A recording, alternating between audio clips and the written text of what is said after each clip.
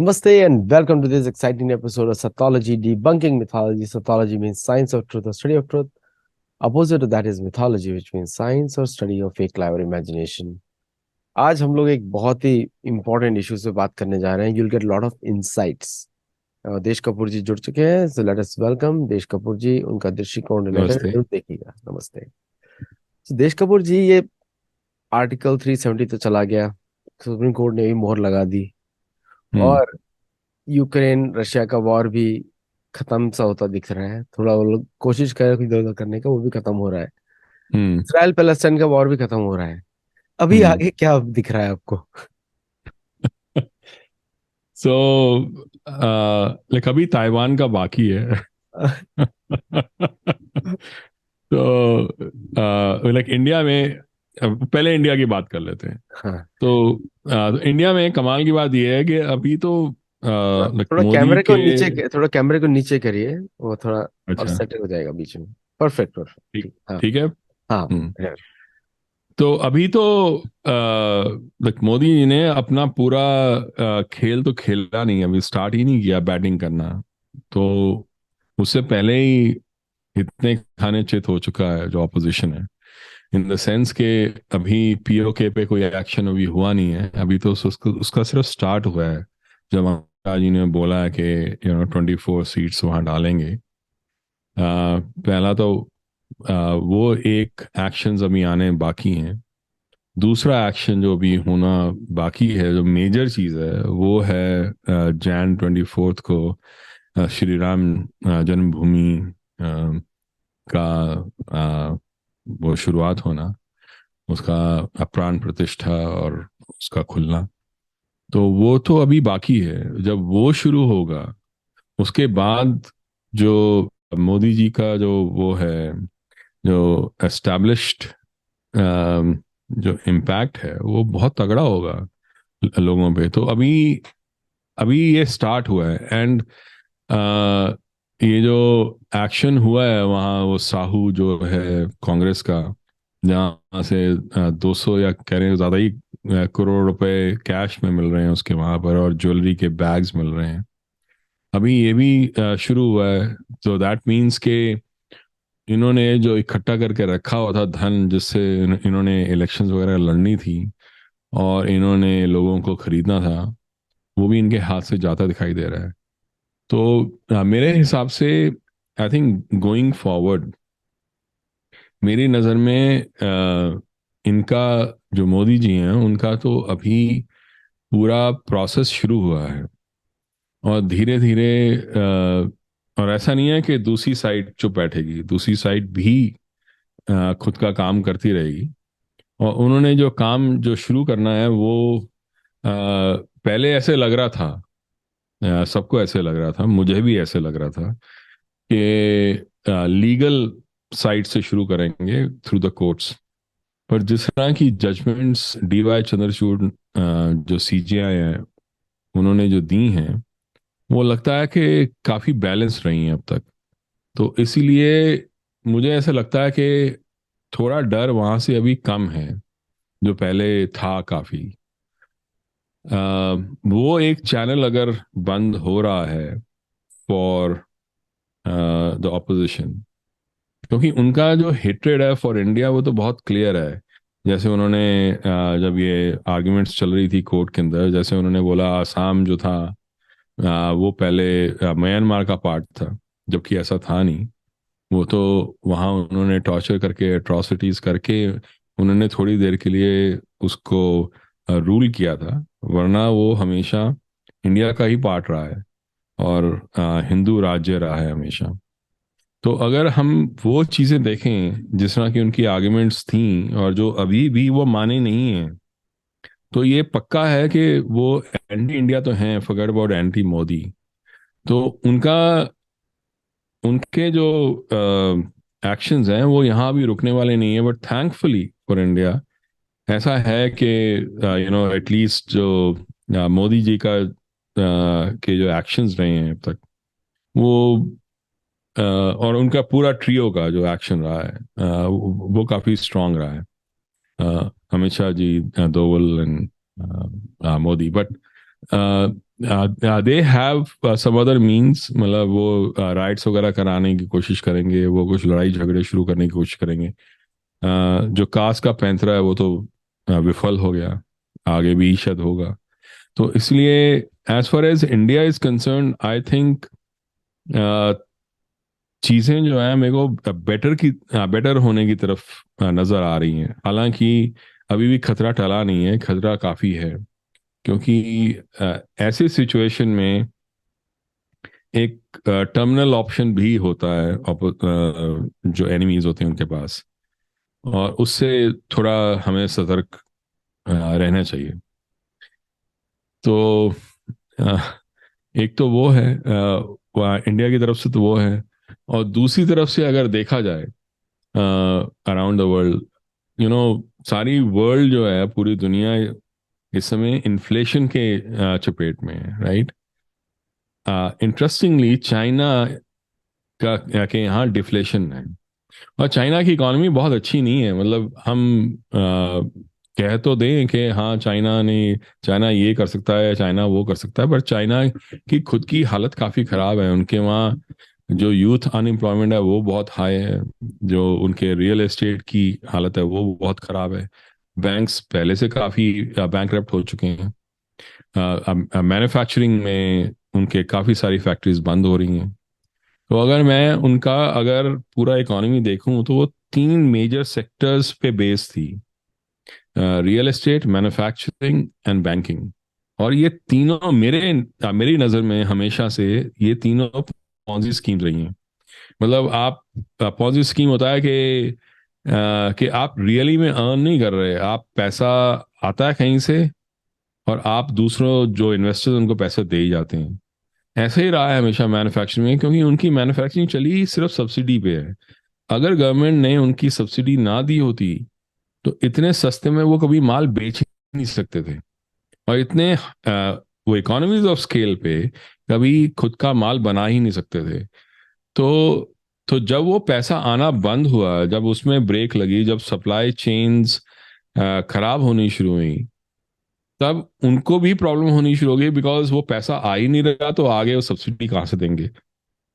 तो एक तो ये है। दूसरा ये था कि जो उनके वहाँ इंटरनली जो मेजर बिजनेसेस थे, वो एक्चुअली हुजिन ताओ जो शंघाई ग्रुप था उसके साथ अलाइन थे। जैसे अली बाबा का, जैक मा को गिराने का सबसे बड़ा रीजन ही ये था, और अली बाबा को नीचे गिरने का, कि Jack Ma was the major financier for Hu Jintao and he was a major backer for हुजिन ताओ।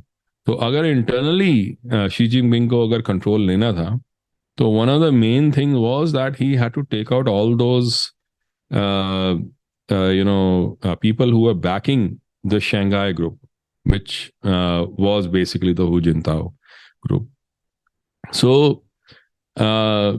जो भी steps लिए गए हैं internally to actually change things around for more control, they may in future, in the medium term, become very devastating. उनके लिए बहुत खराब हो जाएगा पूरा चाइना के लिए।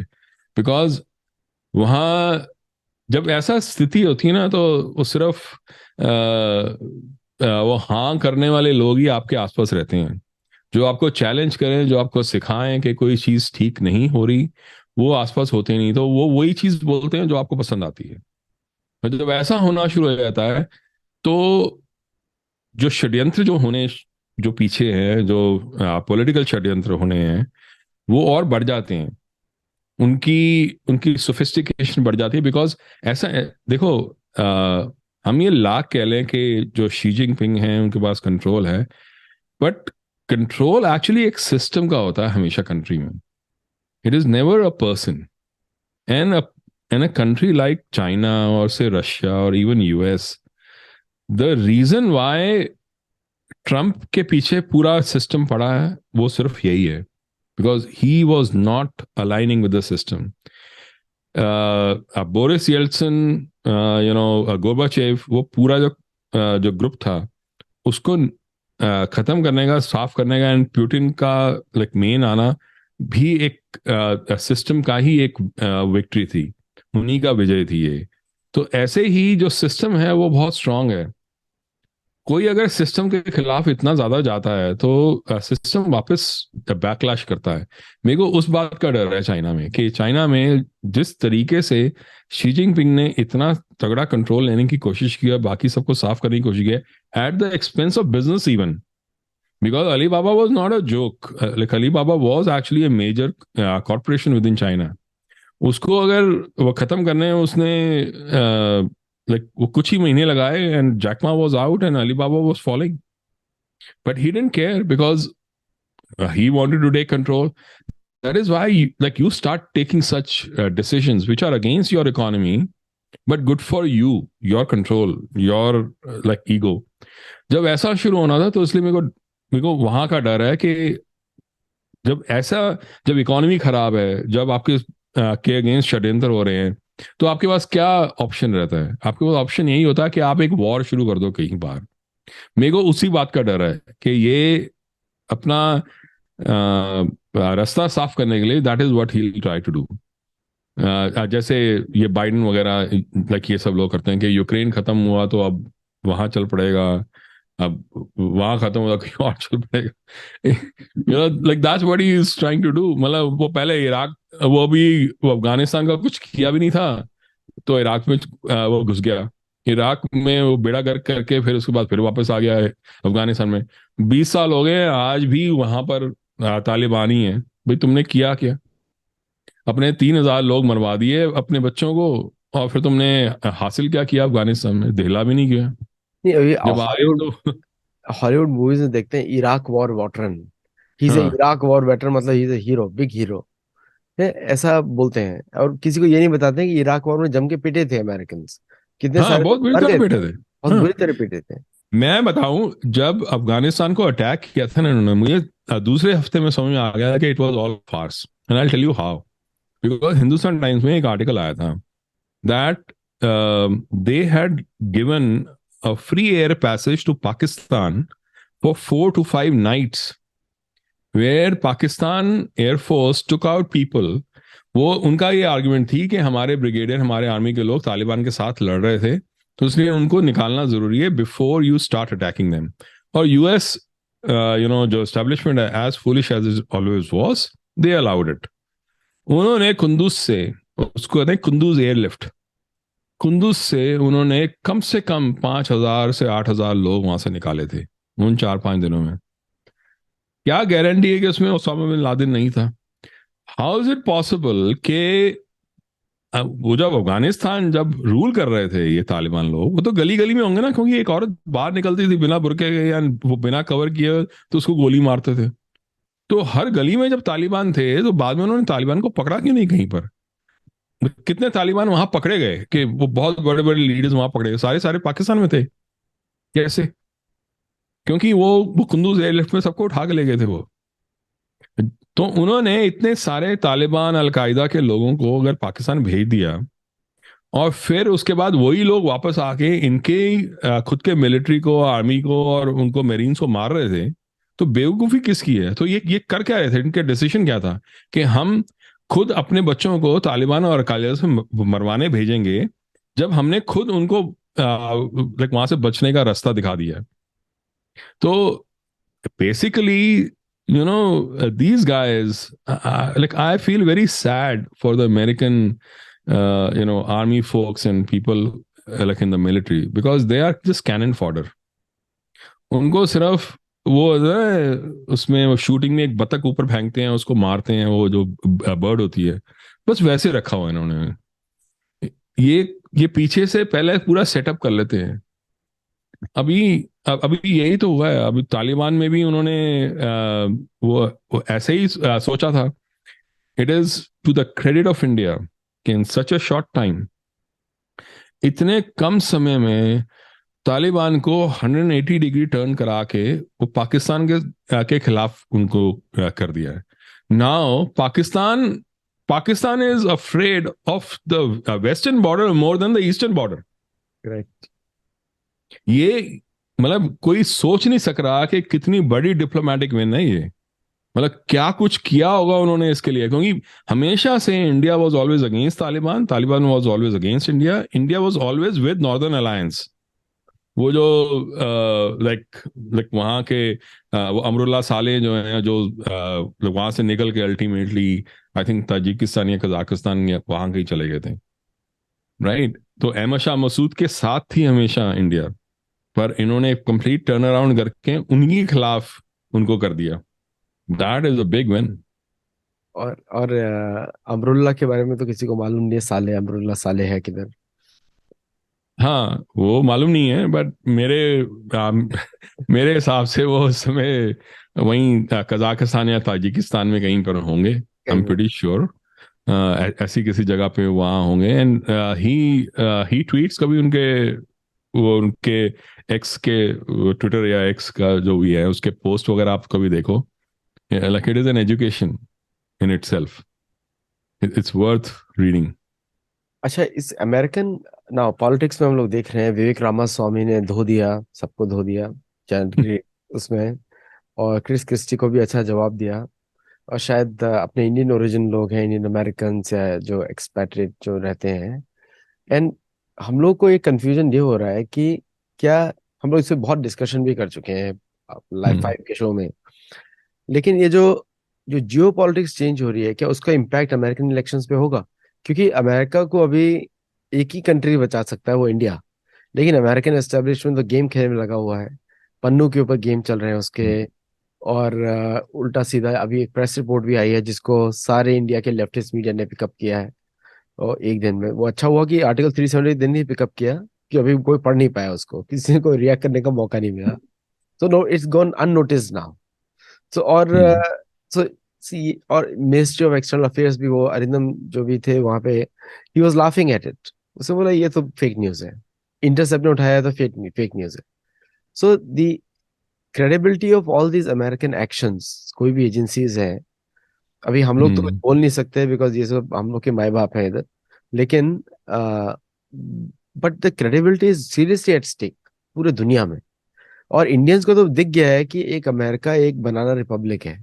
बनाना रिपब्लिक स्टोर भी नहीं है, लेकिन रिपब्लिक ही बनाना है। और कॉन्स्टिट्यूशन पढ़ते हैं तो उसमें पता लगता है आपको कि ये लोग कॉन्स्टिट्यूशनल रिपब्लिक बात करते हैं, वो एक दो जगह मेंशन्ड है। लेकिन डेमोक्रेसी की ज्यादा बात हुई है, तो डेमोक्रेसी वर्सेस, तो एक आइडिया ऑफ यूएसए पर भी क्वेश्चन लग रहे हैं अभी। So, हाँ। what do you think? Which is, or most of the Indian media is not picking up that most Americans are even questioning the idea of the existence of American state.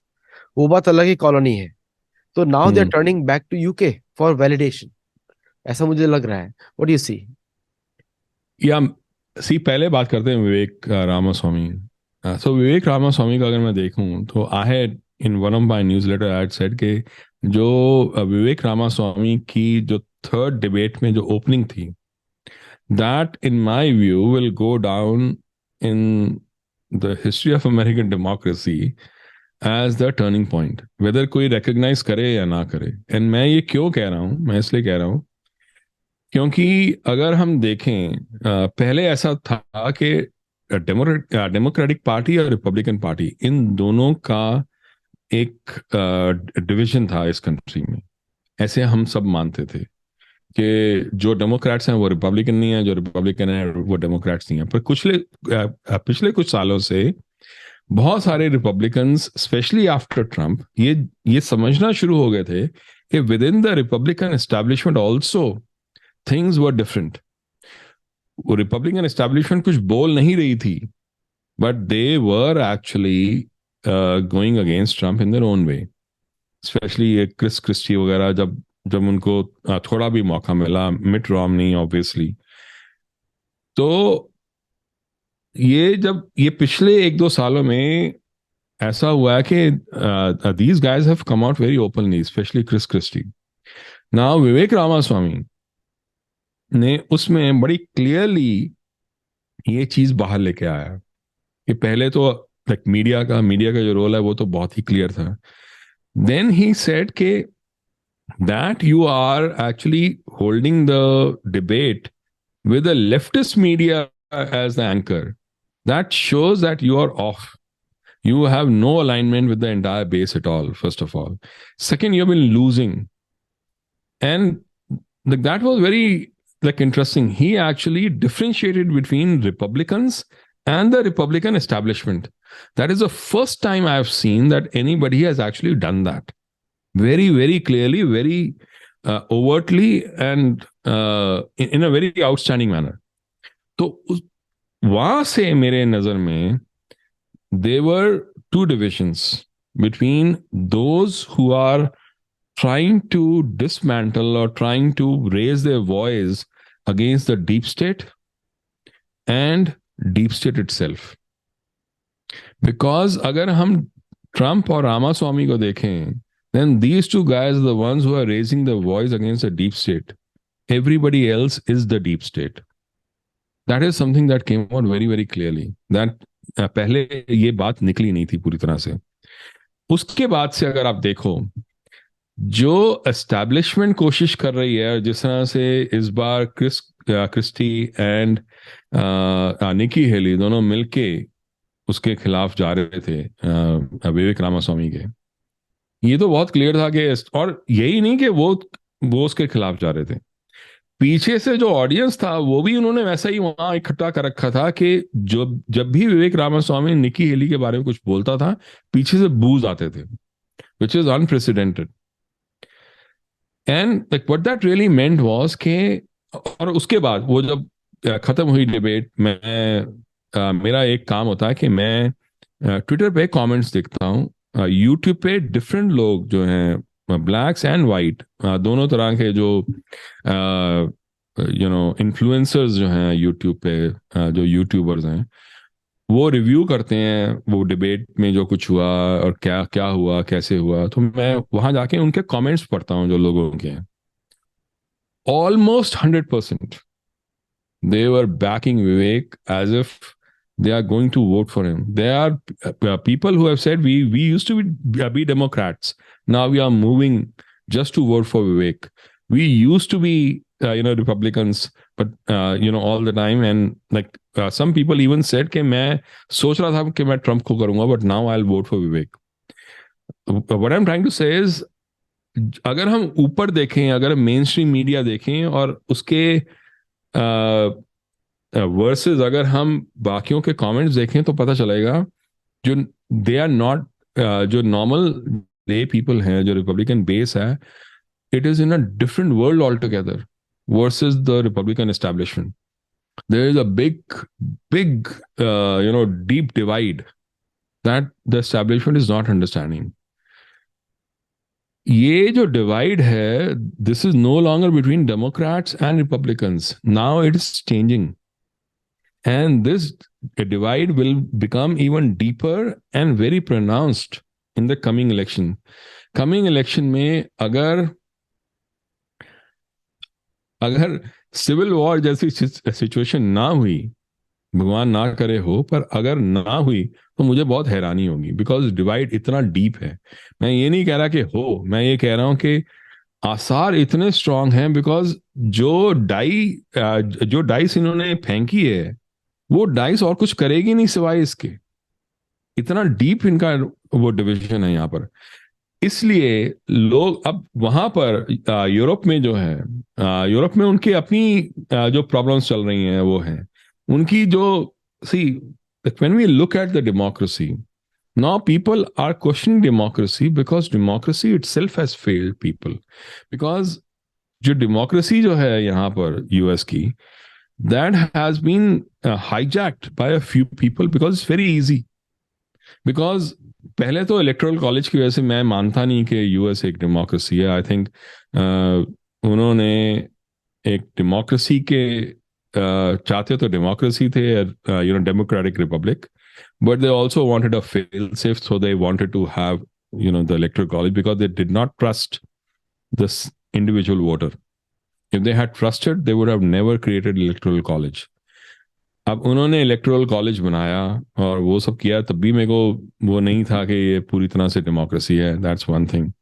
But over the time lobbying I, super PACS आए और ये सब चीजें आई. जब ये आई तो उससे जो एलिट्स हैं, they have really completely overtaken this country and they have left nothing for people. Inflation इतनी हाई है. There are few companies which are buying houses like crazy. The the rents are increasing, and they have no place to, I mean, housing is not available now. मतलब housing की इतनी shortage हो चुकी है US में, and the companies are not building. एक तो interest rates आए हैं. देख what I am trying to say is कि नॉर्मल बंदा जो है, नॉर्मल इंसान यहाँ पर अमेरिकन जो है, वो बड़ा ग्रस्त है इस समय. And that is happening because there is this very clear division between the elite and the normal people, between the establishment of, say, Republicans and the normal people whom you read in the comments.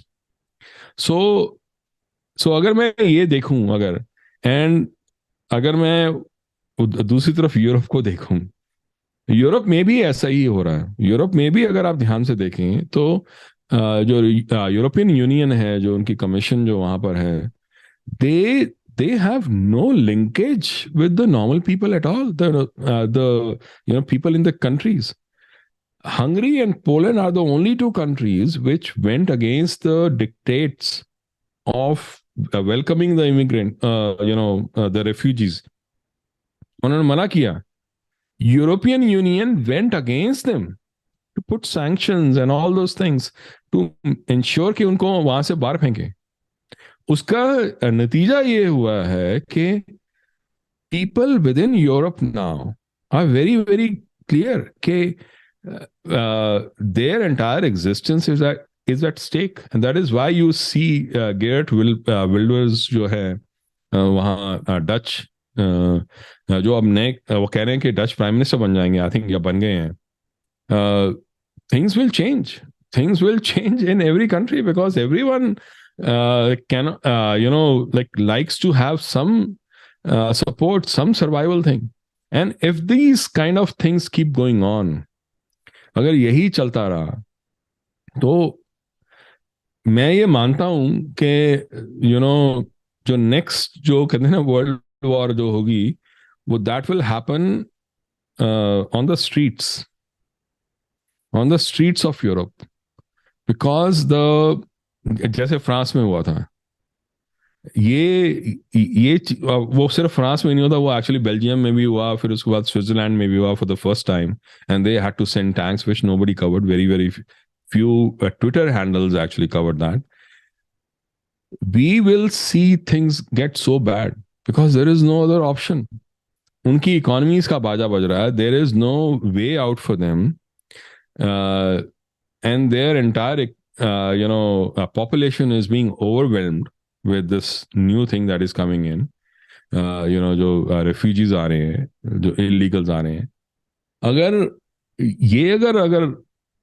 चीज में देखूं, तो मुझे ऐसे लगता है कि I think to reclaim their control, their strength, वो यही कोशिश करेंगे ना कि और कहीं अपने पैर जमाएं. तो that is why they were so strongly after India. Thankfully, this time we have one leader who and people around him who are not going to bend so easily. और जहां तक ये पन्नू का सवाल है, राइट, आई थिंक इंडिया को वही करना चाहिए जो चाइना करता था पहले. पर इंडिया इसलिए नहीं कर रहा बिकॉज इस समय जो सिचुएशन है इतनी डेलिकेट है. वो ये करता था China used to not give a damn कि अरे आप मुझे क्या सिखाएंगे डेमोक्रेसी. मैं I don't even agree with that what you are saying. So I don't care. तो अपने ही रास्ते चलते जा रहे हो.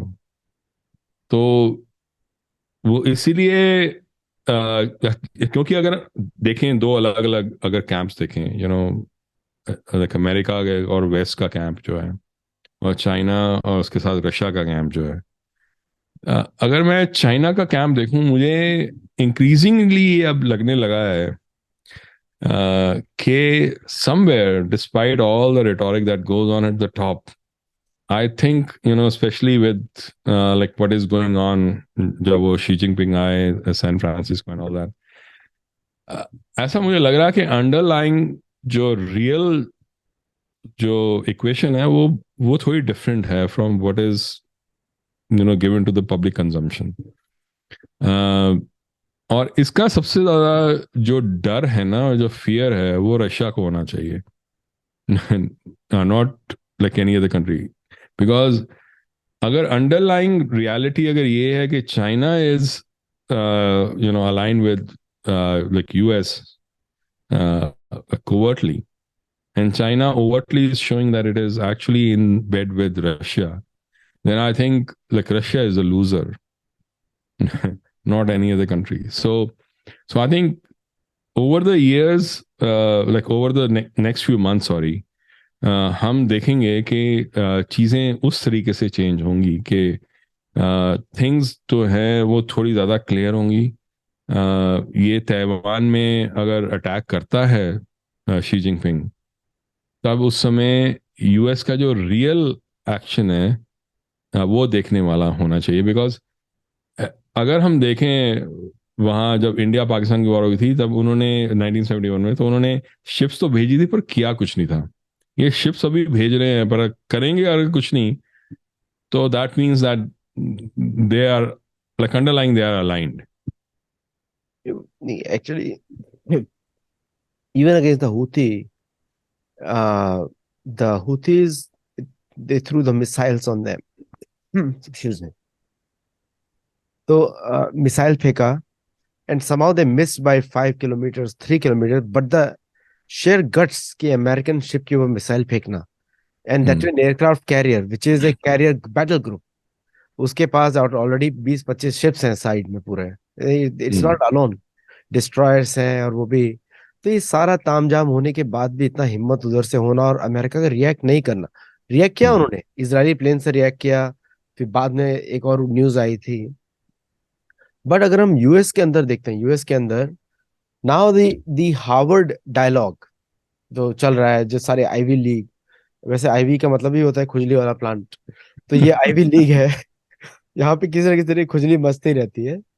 और तो अपने बच्चों को इधर ना भेजें, मैं तो इंडियन अमेरिकन होके बोल रहा हूँ मैं आपको, ये हम लोग के पास चारा नहीं, हम लोग को इधर भेजना ही पड़ेगा। लेकिन आप लोग ना भेजें, क्योंकि हम लोग भी यहाँ पे बच्चों को बहुत ट्रेन करके भेजते हैं कि you will see this, you will see this, anti Hindu propaganda ऐसा होगा, टेक्स्ट बुक्स आपकी ऐसी होंगी। So we have to train at home before I send my kid out over there in the college. और मेरे दोनों बच्चे ही कॉलेज में हैं, तो I know how to, it's a dicey situation for as a parent. लेकिन right. लेकिन जो इंडिया में अभी भी क्रेज है, 2,30,000 बच्चे आए हैं 2023 के फाइनेंस एजुकेशन ईयर में, दो हम्म। लाख तीस हजार लोग। मतलब 70% ऑफ अमेरिकन एजुकेशन क्राउड जो एक्सपैट्रिएट है वो इंडियन कम्युनिटी है। So how do hmm. You despite everything, what is the craze about the American system? And पहली बात तो अमेरिकन क्या सोच रहे हैं अपने एजुकेशन सिस्टम के बारे में, ये तो पता लगे लोगों को पहले। हाँ, सी द थिंग इज के क्रेज इसलिए है क्योंकि अभी भी वो सिक्का चलता है। If you are a Harvard MBA, your future is almost secured. If you are a Stanford MBA, your future is always secured after that. Because वो एक होता है, एक impact होता है of that lineage itself, कि आप जब जाओगे कहीं बात करोगे in front of say venture capitalist, they will look at you in a different way. जो MIT के जो होंगे engineers या MBAs, उनका एक different impact होगा। पर अगर देखें मैं एक्चुअली एक देख रहा था, बड़ा इंटरेस्टिंग सा एक चार्ट था, उसमें ये था कि जो ये जो कॉलेजेस हैं, इन कॉलेजेस का जो जो रेपुटेशन है वो इसलिए होता है क्योंकि how many of the students are above A grades and things like that. अगर वो देखें तो इट वाज वेरी इंटरेस्टिंग कि most of the top you know streams which were in that A plus grade, 90%, 80% were actually humanities streams, not the engineering.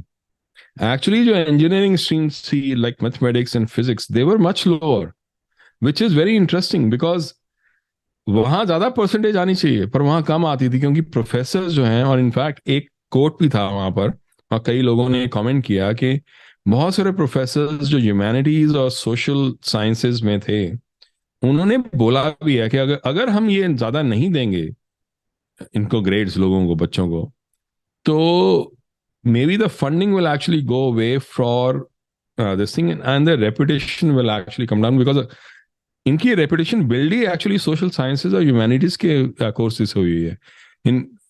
So I really found that very very interesting for Harvard and Yale and all these universities. मेरी नज़र में I think अगर India को अगर कुछ करना है उनको ये करना चाहिए कि they should actually start creating like putting together more and more platform kind of courses.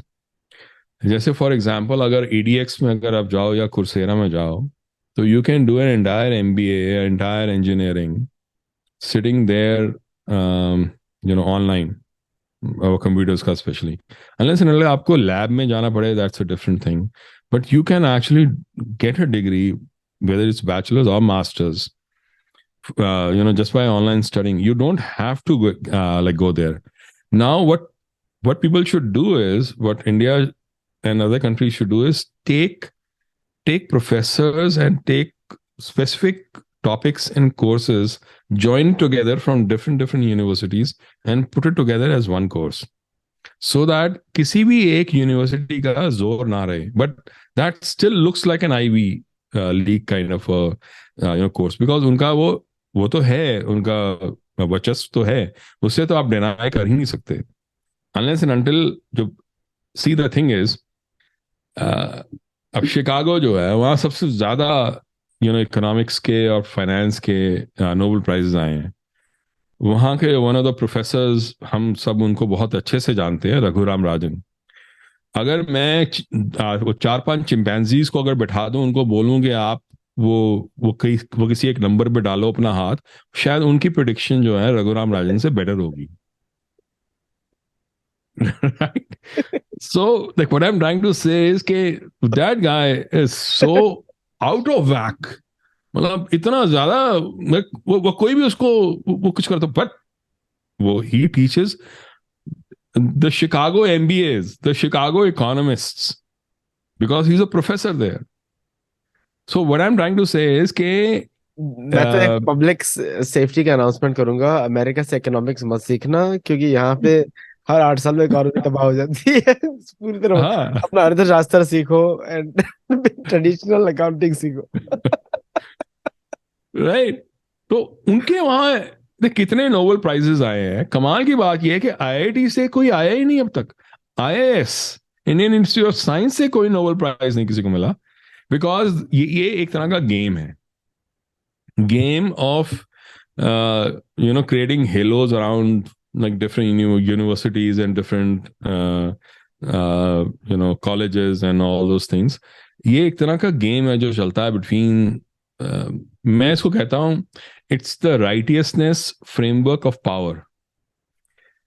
Righteousness जो है ना, ये एक क्रिश्चियन कॉन्सेप्ट है. ये क्रिश्चियन कॉन्सेप्ट किस तरह वहां इसमें ये मतलब होता है कि the only righteous power is God, and the one that is righteous who was on the earth was Jesus, because he was the son of God.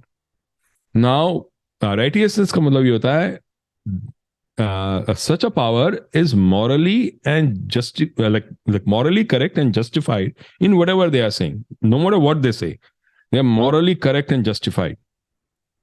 And the other people, like you and I, we can get that righteousness as imputed righteousness, which means that वो हमें assign होगी righteousness only when we start believing in that Jesus. So for God and Jesus, it is the real righteousness. For the rest of the people, it is imputed righteousness. And ये कैसे पता चला? Because Bible में लिखा हुआ है, ये rules सब ले आउट हो चुके हैं. अगर हम देखें, UN is the Jesus, UN Charter is the Bible, and if you believe in the UN Charter, you get righteousness as imputed righteousness, because righteousness सिर्फ UN के पास है. ऐसे ही righteousness सिर्फ हार्वर्ड के पास है. अगर आप वहां जाके डिग्री लेते हो, उनकी एजुकेशन में जाते हो, दैट एजुकेशन के rules and that degree is the Bible. You get imputed righteousness because like you get that degree, because जो वो जीसस ने आपको दे दी वो डिग्री. तो ये एक राइटियसनेस फ्रेमवर्क ऑफ पावर है जो हर जगह चलता है. And that is why, like that is what these guys keep on using in every sphere. आप योगा में देख लो.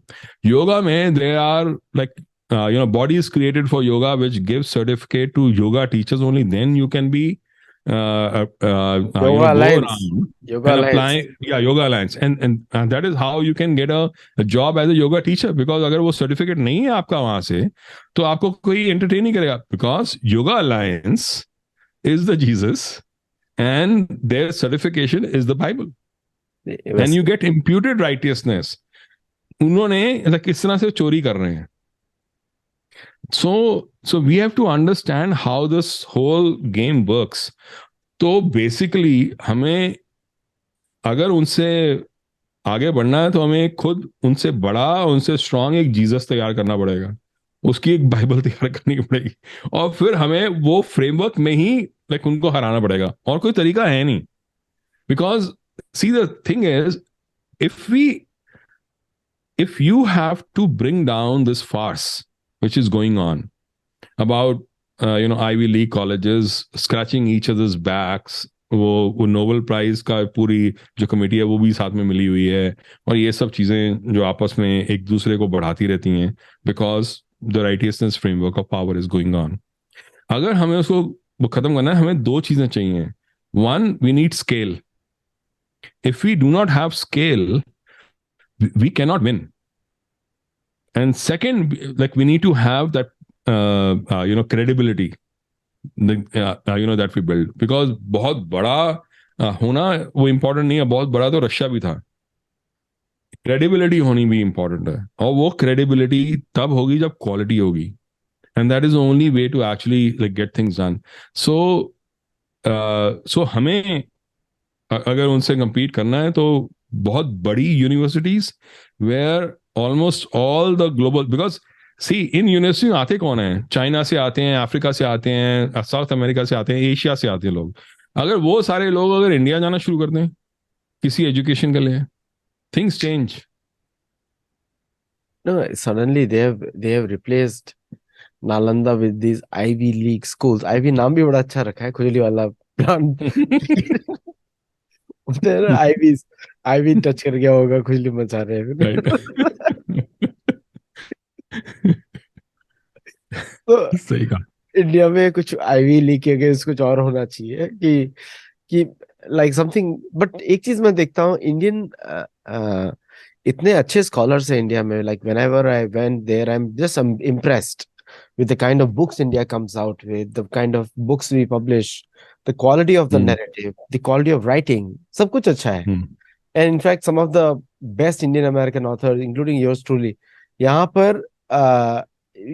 we have something different to offer. And लेकिन योगा अलायंस, आप वहां पे $100 भी पे करते हो, फिर जूते भी खाते हो, फिर वो सर्टिफिकेट भी देते हैं, और उसके बाद आप टीचर बन जाते हो, फिर उसके बाद आपको गारंटी मिलती है. उसके बाद भी गारंटी नहीं है बिजनेस की. बहुत सारे लोग योगा अलायंस का सर्टिफिकेशन लेकर भी लोग को जॉब नहीं है. जस्ट वन एग्जांपल, ना coming back to the arms industry. Arms industry में अभी एक चीज तो प्रूव हो गया है कि most of the American weapons fall short in the war performance. अभी यूक्रेन में हमने देखा कि द रशियन, जिसको इतना क्रिटिसाइज लोग मजाक बनाते थे, दे वर कंप्लीटली शॉक्ड कि अमेरिकन फाइटिंग व्हीकल्स और नॉट एट पार. तो वो भी मिथ बस्ट हो गया है. सो कि लाइक अमेरिकन रशियन ने भी जोक किया, you guys are good for assassinations but not for war. Assassination में तो आप पेंसिल से भी मार सकते हो, उसमें कोई राइट. बात नहीं है लोगों को. But I am just saying कि where is this arms industry जो कि people are rejecting but still selling very much. What is the secret there? और इंडिया भी टाई अप कर रहा है इनके साथ. हाँ, तो मेरे तो मैं खुद का नजरिया आपको बता सकता हूँ कि सी, like when I look at this entire geopolitics that has happened in last say 100 years, अगर यूएस की जो मिलिट्री स्ट्रेंथ है, अगर हम स्ट्रेंथ अगर देखें, जिस तरह की इन्होंने चीजें बनाई हैं and all those things, they say कि it is by far the strongest ever, and at least like in the modern times, like it is one, the strongest. बाकी जो इन्वेस्टमेंट कर रहे हैं मिलिट्री और बाकी चीजों में, they are way behind. मतलब the next 10 don't even come close to like what US does. अगर ऐसा है तो इनको कोई वॉर कभी लूज करनी ही नहीं चाहिए थी, पर सच्चाई ये है वर्ल्ड वॉर 2 के बाद इन्होंने कोई वॉर जीती ही नहीं है। इनफैक्ट दो वॉर्स में, वियतनाम और अफगानिस्तान में, इनको खुद के कपड़े बचा के भागना पड़ा था। मतलब everybody knows how that plane was going from Afghanistan and people were running behind it, and how they left around कितने 40-50,000 Americans back in Afghanistan. Everybody knows how the last helicopter in Vietnam flew off from their consulate, leaving behind everything, और सबको जला जुलू के भागे वो वहां से। अगर इतनी ही स्ट्रेंथ है तो आप लूज कैसे कर जाते हैं सारी वॉर? क्योंकि आप वॉर जीतने के लिए करते ही नहीं है, आप वॉर सिर्फ प्रॉफिट्स के लिए करते हैं। तो अगर खुद की हुई वॉर, जिसमें आप खुद अपने बच्चों को वहां भेजते हैं, खुद अपने मिलिट्री को वहां भेजते हैं, वो वॉर अगर आप लूज कर जाते हो, दूसरी वॉर जो है उसमें तो सिर्फ आप आर्म्स दे रहे हो। वो Ukraine as a country was never, see, Ukraine and Russia have been together for many decades. Ukrainians speak Russian, and there was very little difference. It, between, like, within Ukraine, people, like, if you go back and how this started, if you really look at कि after वो Soviet union जब गिरा 1990s में ही खुद source ने बोला कि मैंने इन्वेस्टमेंट करनी वहां शुरू कर दी थी into different organizations and setting up things and the infrastructure for his work. उसका वर्क तो सबको पता है कि क्या होता है, बैंक ऑफ इंग्लैंड में क्या हुआ और मलेशिया में क्या हुआ, everybody knows now that thing, and how they started manipulating that entire polity, like that is remarkable. In fact, बाहर के लोगों को नहीं पता, but Ukrainians themselves used to call their own establishment and the bureaucracy as Sorosites, because वो सब like source के लोग थे वहां पर उसके खरीदे में। So what that meant was के जो उनका जो नॉर्मल लेमैन और नॉर्मल लोग थे, वो इस वॉर के लिए नहीं थे तैयार। ये तो उन्होंने वॉर करवा दी, उनके सिर पे डाल दी कि अरे वो जेलेंस्की ले आए और ये ले आए वो ले आए। उनका खुद का जो आर्मी चीफ है right now, that person is actually talking to the अभी पीछे खबर आई थी, Seymour Hersh is one of the journalist whom I really admire, one of the only few journalists in the world right now who can be called journalists. Like he had written ke the Ukraine army chief and the Russian army chief, they both had come together and talked about what would be the future of this thing. Now he is talking to the Russian army chief without being aligned to Zelensky, which is interesting. So उनकी army, उनके लोग, वो तैयार नहीं है Russia से लड़ने के लिए, वो तैयार थे ही नहीं कभी रशिया से लड़ने के लिए। ये तो थोपी गई उन पर वॉर, उनको आर्म्स दिए गए। आप कैसे लड़ेंगे? अगर आपको बचाने के लिए अगर आप लड़ रहे हैं तो वो बात अलग है, but like you are not fighting to win the war. Even in Afghanistan, अगर आप जिस ग्रुप को आप मारने के लिए वहां गए थे, वो ग्रुप अभी भी वहां जिंदा है और अभी भी वहां रूल कर रहा है, that means you have lost.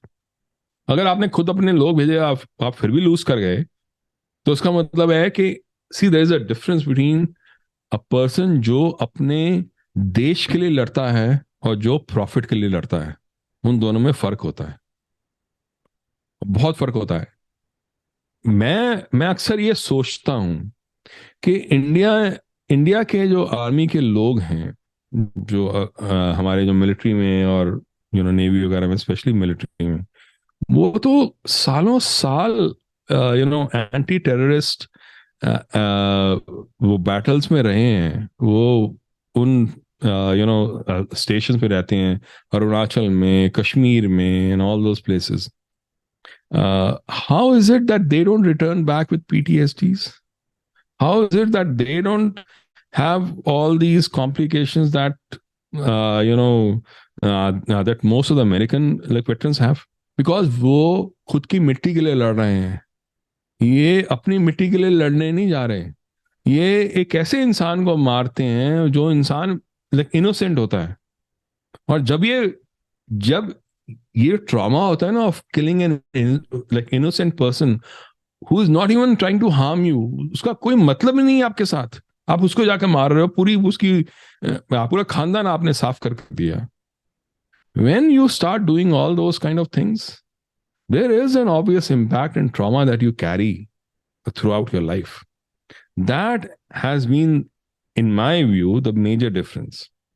And इसीलिए ये इनकी प्रॉब्लम जो वेपन्स की और टेक्नोलॉजी की नहीं है, इनकी वो प्रॉब्लम है ऑब्जेक्टिव की। इनका ऑब्जेक्टिव ही गलत है। इसलिए लोग जो लड़ने जा रहे हैं वो ना तो उस टेक्नोलॉजी को पूरी तरह यूज कर सकते, बिकॉज उनका स्टेक नहीं है उसके अंदर। मतलब अगर हम देखें चाइना की जब वॉर हुई थी, वहां हिंदुस्तानी सोल्जर्स कैसे लड़े थे। उनके पास तो वेपन्स भी नहीं थे कईयों के पास, फिर भी वो लड़े ना। जब लड़ना होता है वो मतलब पाकिस्तान के खिलाफ एंड चाइना के खिलाफ, you don't need like weapons don't make a person win the war. It is a person's intent and objective that is lacking in all the wars that US fights. That is the biggest problem. एक मैं over the years में एक चीज और भी देख रहा हूँ कि बहुत सारे पब्लिक इवेंट्स में, जैसे मरीन का एक छोटा सा टुकड़ी होता है which comes and performs in every American event. Marine होगा या स्काउट्स होंगे, कोई होगा यूएस मिलिट्री का representative. But when you see them you realize कि how it's just a ceremonial function. Hmm. और तो वो एक जैसे राष्ट्रवाद होता है, जैसे इंडिया में होता है राष्ट्रगान हुआ तो सब लोग खड़े हो जाएंगे ऐसे एकदम अटेंशन होके, वैसा कहीं दिखता नहीं है, कहीं पे भी होता नहीं है, दिखता नहीं है। So and the soft pedalling of एक, मतलब यू कैन से सब लोग लेफ्टिज्म को ब्लेम करते हैं, ये लेफ्टिज्म से भी कोई कनेक्टेड नहीं है। It Hmm. सीम्स दैट ऐसा लगता है कभी कभी, मुझे ऐसा लगता है कि लोग पीपल आर टायर्ड, कितने Hmm. समय तक चलाएंगे ये, like they don't Hmm. Want to do anything. वो कुछ लोग बन जाते हैं, अभी कुछ रिजाइन कर जाते हैं, जब मर्जी आए रिजाइन कर गए। कोई एक ऐसा नहीं है कि देश प्रेम है, अमेरिका को जाना। एक छोटा सा टुकड़ा है जो मागा के चिल्लाता रहता है, मेक अमेरिका, वो भी तो अभी पॉलिटिकल स्लोगन आया 2016 से, उसके पहले वो भी नहीं था। Hmm. तो लेकिन उसका कॉन्ट्रास्ट में देखते हैं नेटिव अमेरिकन का, Hmm. के अंदर नेशनलिज्म बहुत ज्यादा होता है। ये हमारा देश है, ये हमारी Hmm. जमीन है, हम लोगों को हटा दिया गया है। Means they have a Hmm. Complete big grudge, they want all the borders to be open. Hmm. वो उल्टा बोल रहे हैं, वो बोल रहे हैं सारे खोल दो, गार्ड्स हटा दो, ये हमारी सेना नहीं है, लाओ सबको। वो लोग हमारे जैसे हाँ. दिखते हैं, तो they are taking totally different sense, totally. Hmm. और जबकि वो मूल निवासी है। तो इज इट बिकॉज कि ये जो सेटलर माइंडसेट था कॉलोनाइजेशन वाला, वो भी थक चुका है, वो आगे नहीं बढ़ना चाहता है। What do you think? See, आप नेटिव अमेरिकन की बात कर रहे हैं, उनका तो खुद का घर था ये। अगर आज ये जो हैं जो बाहर से यूरोपियंस आए थे, जो आज की एस्टैब्लिशमेंट है, they are the ones who are outsiders, they are the colonisers of those people. अगर आज सपोज करो कतर या सऊदी अरेबिया यहाँ आके अटैक करे and starts ruling over, every American will get up and fight. Because इनकी लड़ाइयाँ जो हैं, इराक में इनकी लड़ाई नहीं थी, अफगानिस्तान में इनकी लड़ाई नहीं थी। जो उन्होंने लड़ाई लड़ी वो जाते तो थे यहाँ से कि 9/11 की फाइट करने जा रहे हैं। वहां जब जाते थे उनको समझ में आता था कि 9/11 की फाइट हम कर ही नहीं रहे, ये तो हम कुछ और ही कर रहे हैं यहाँ पर। वो इराक की वॉर उनकी वॉर नहीं थी, लीबिया की वॉर उनकी वॉर नहीं थी, सीरिया की वॉर उनकी वॉर नहीं है। इनकी ये वॉर्स हैं ही नहीं। ये इनका like this is to destroy other countries. जब अपने डिफेंस के लिए आप कुछ लड़ते हो और दूसरे को मारने के लिए लड़ते हो, उसमें बहुत फर्क होता है। दो ओनली वे, जैसे वो इस्लामिक इन्वेडर्स जब आते थे, इसीलिए उनके अगर आप वो देखो पूरे स्ट्रक्चर में दो चीजें मेन होती हैं। एक तो है औरत को उठा के लेके जाते थे, औरतों को, और दूसरा है पैसे, वो लूटते थे। These are the two ways where you can blind a man completely. पैसा and औरत, sex and money. इसीलिए that was the central, the most critical, uh, central aspect of every war that those invaders like used to fight. तभी अगर आप देखो जो आबू गरीब में हो रहा था, that is why they were, that was going on so rampantly. And the reason was that अगर किसी को ब्लाइंड करना है, अगर किसी को बेवकूफ बना के उनसे लड़ाई करानी है, तो उनको आप बदले में दे क्या रहे हैं? अगर आप उनको मनी और सेक्स, अगर ये दो चीजें से वो पूरा भर दें उनका दिमाग, तो वो लड़ने को तैयार हो जाएंगे। ड्रग्स, मनी और सेक्स, अगर ये तीन चीजें वो लड़ लेंगे। वो आज जो, अब इन्होंने भी, जो हमास के लोग हैं, उन्होंने तो यही किया था। हमास के लोग जब लड़ने के लिए गए, उनका जो डिबेसमेंट थी, जो जो उनकी खुद की अपने अंदर सोल की या आत्मा की, जो आत्मिक, जो उनका जो पतन था, जो उनके अंदर हो रहा था, वो तो साफ था। वो जिस तरह की हरकतें कर रहे थे, वो औरतों के पीछे जाते थे और पैसे के पीछे भागते थे, और वो लोगों को मारने की पीछे, because this was the easiest way उनको पागल बनाने के लिए। सो अनलेस एंड अनटिल आप खुद की अगर लड़ाई लड़ रहे हो, अगर आज नेटिव अमेरिकन, जो अमेरिकन हैं, उनके आज भी उनको ये एक ट्रॉमा है कि उनकी उनकी लैंड, उनका कल्चर, उनकी सिविलाइजेशन खत्म हुई है और इनके हाथ में हुई है। ऐसे ही यूरोप, जो यूरोपियंस हैं, वो फाइट करेंगे। अब जब यूरोप पे अटैक हो रहा है, धीरे धीरे वो चीजें शुरू होंगी। अब तक नहीं हुई, अब तक उनको दबा के रखा हुआ है, पर ये बहुत देर दबा के नहीं रख पाएंगे। यहाँ यूएस में अभी ऐसा नहीं हुआ, बिकॉज यहाँ इतनी बुरी तरह बिक चुके हैं सारे लोग कि वो लड़ाई अभी अगर होगी, तो द ओनली लाइक लड़ाई कैन हैपन इज जैसे फ्रांस में हुई थी मैरी एंटोनेट की, the storming of the Bastille. That's that's that's the only equivalent that I can see in the US. तो वो जो आप फर्क कह रहे हैं ना, वो मेरी नजर में वो ये है कि आप किस चीज के लिए लड़ रहे हो, और आपको उसके बदले में मिल क्या रहा है। Thank you Desh Kapoor ji for this deep dive into how America thinks, America सोचता कैसा है। लोगों को थोड़ा आइडिया होगा। अभी इस इंसिडेंट से वो ऐड करें और करें कि अब फॉरेन, अमेरिका की फॉरेन पॉलिसी क्यों ऐसी दिखती है। देन यू स्टार्ट क्वेश्चनिंग कि अब ये ऐसी चलती है। And I think hmm. Most of the बाहर के लोग जो हैं, specially people who speak Hindi, do not understand कि ये, कि अमेरिका चलता कैसे है, what is the mindset. And hmm. once you live here, as long as Desh Kapoor ji has lived and I have lived, we understand how they think and how they work. It's a right. very different way of thinking, actually totally different thinking. वो जैसे वो उतना ही difference है वैदिक mathematics versus western mathematics, same difference है। तो सही।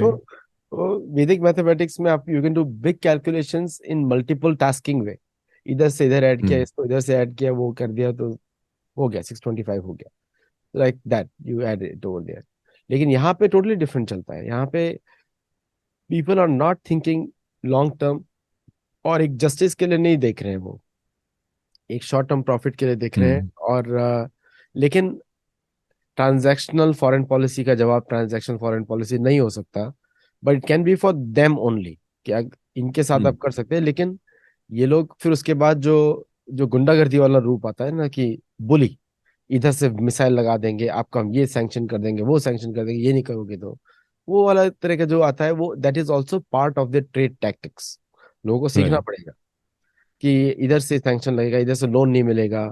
अभी इसीलिए दुनिया डी डॉलराइजेशन कर रहा है कि बोले कि भाई अगर हम इंडिया और अफ्रीका में ट्रेड कर रहे हैं तो डॉलर की क्या जरूरत है वहाँ पे, we can do in our hmm. Currency. तो वो बात चल रही है, वो which will be reality also very soon. वो केन्या के राइट। प्रेसिडेंट रूतो ने तो बोल ही दिया कि yes we why should we trade in dollars in India, we'll trade in Kenyan shillings and Indian rupees. तो उसे बोल ही दिया खुल के। लेकिन अभी उसके ऊपर हम्म। सैंक्शन पड़ने वाला है। He is sitting right there, Africa right. कॉम वहीं पे बैठा हुआ है। So anyway, so thank you all, thank you all the viewers for thank you. Watching, and thank you Desh Kapoor ji for coming on the show. Thank and you. इसको like share subscribe करिएगा, और हमारे इस तरह के शोज में डोनेट बटन ही चलता है, तो you can use the donate और join button. Thank you very much and नमस्ते। नमस्ते।